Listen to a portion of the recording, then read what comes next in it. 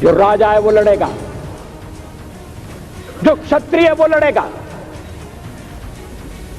हमने समाज के बहुत बड़े वर्ग को लड़ने के अधिकार से वंचित कर दिया।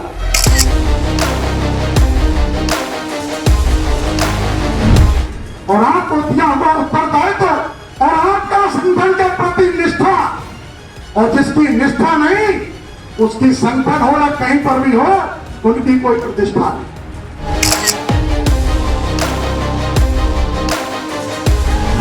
रामपुर का वासी हूं मैं, लक्ष्मण मेरा नाम, और सीधी सादी भोली मेरी सीधा सादा।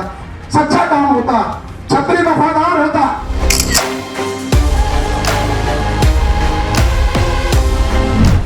प्यार अगर दुश्मन को दो तो, प्यार अगर दुश्मन को दो तो वो वफा बन जाएगा। सर झुकाओगे तो पत्थर देवता बन जाएगा। हम तो क्षत्रिय हैं, हमें अपना हुनर मालूम है, चल पड़ेंगे जिस तरह रास्ता बन जाएगा। लोकसभा चुनाव की बयार चल रही है, हर तरफ गठबंधन की राजनीति सामने आ रही है, लेकिन ऐसे में क्षत्रियों का एहसान लगभग सभी दल भूलते जा रहे हैं। जिनमें से एक सबसे बड़ी पार्टी का दावा करने वाली भारतीय जनता पार्टी लगातार क्षत्रिय समुदाय का वो कर्ज भी भूलती जा रही है, जिस कर्ज को हमेशा से याद किया गया है।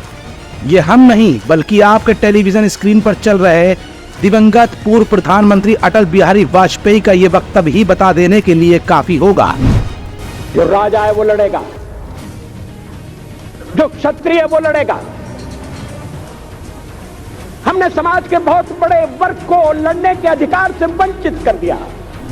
तो अभी आपने क्षत्रिय यानी राजपूताना जज्बों की वो कहानी पूर्व प्रधानमंत्री स्वर्गीय अटल बिहारी वाजपेयी की जुबानी सुन ली, लेकिन जब क्षत्रिय समाज को लगने लगा कि शासन सत्ता में उनकी भागीदारी ना के बराबर होती जा रही है, इस बात को मंच से बड़ी ही मजबूती के साथ क्षत्रिय महासभा के वरिष्ठ महामंत्री राघवेंद्र सिंह राजू ने दोहराकर बड़े बड़े राजनेताओं को हिलाकर रख दिया है।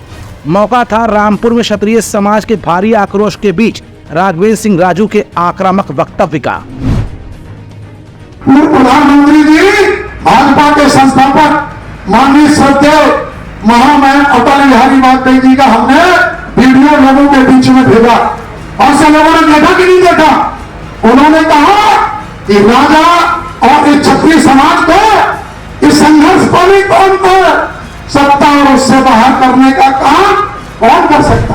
आज देश में 104 लोकसभा सीटें ऐसी हैं कि जिनमें हमारा निर्णायक वोट बन। राघवेंद्र सिंह राजू ने कहा कि एक साथ एक मंच पर अब हमको दिखना चाहिए।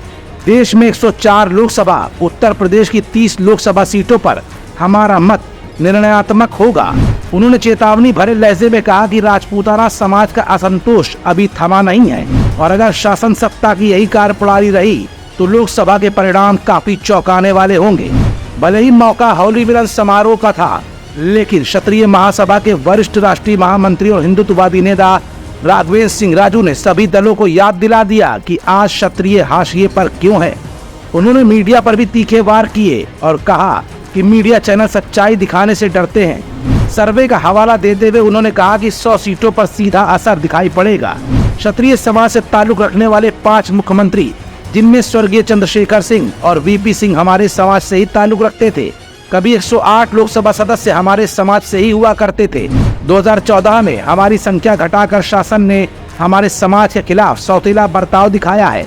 16 के 16 राजपूताना संगठन हमारे पूर्व सांसद कुंवर हरिवंश सिंह के निर्णय के इंतजार में हैं और समय आने पर क्षत्रियों को नजरअंदाज करने वाले हर दल को बहुत जल्द मालूम पड़ेगा कि क्षत्रियों की असली ताकत आखिरकार क्या है।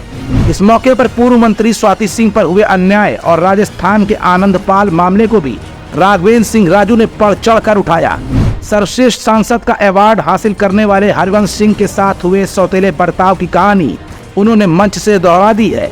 देश के बड़े हिंदुत्ववादी नेता और क्षत्रिय समाज के साथ साथ समाज के हर तबके की आवाज को समय समय पर उठाने वाले राघवेंद्र सिंह राजू ने लोकसभा चुनाव 2024 के बीच बड़े जज्बे के साथ अपनी आवाज को फिर से बुलंद कर दिया है और पूरे समाज में एकजुट होकर ये दिखा दिया कि अगर उनका संतोष नहीं थमा तो इस चुनाव में शासन सत्ता को इसका भारी खामियाजा भी भुगतना पड़ेगा। इसी कड़ी में कल क्षत्रिय महासभा की जन सैलाब रैली को सहारनपुर में राघवेंद्र सिंह राजू फिर से संबोधित करेंगे और आगे की रणनीतियों पर चर्चा करने के बाद ठोस निर्णय का आकार तय किया जाएगा।